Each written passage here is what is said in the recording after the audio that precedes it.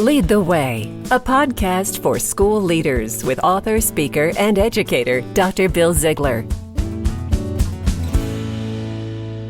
Welcome to Lead the Way, a podcast for ed leaders by ed leaders in 5 minutes or less. Today, I am just thrilled to have Bree Hodges. Bree Hodges is a member of the Future Ready faculty. She's an educational consultant throughout the United States, and she's a former district leader. Bree, it's so great to have you on the program today. Thank you so much, Bill. I am super excited to jump into this content with you today. Today, we're going to talk about something really important in regards to instruction, and it's the 3 elements of instruction.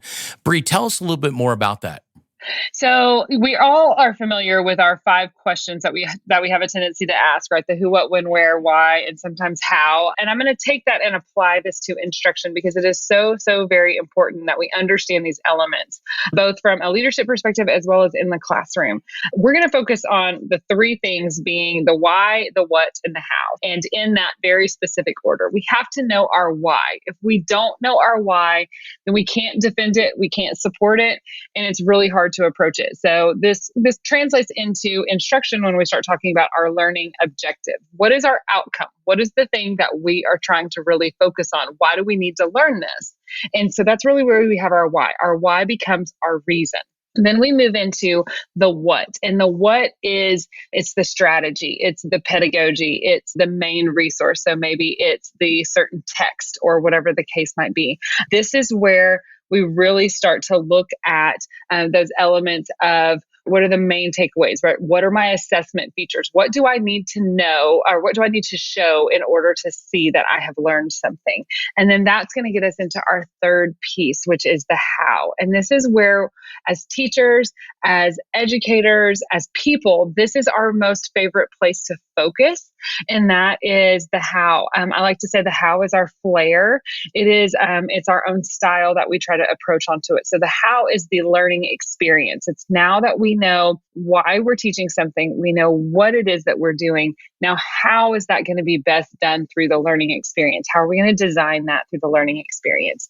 This is where teacher autonomy comes in. This is where student and educator voice come in and to really kind of build that out. And so this is where we start to look at all the different types of approaches that would come into designing that experience. We are going to apply lots of lenses of differentiation, lots of lenses of design, so that way we can make sure that we have all of those potential barriers to learning really addressed in those different ways. And so, coming back at that from the why do I need to know this?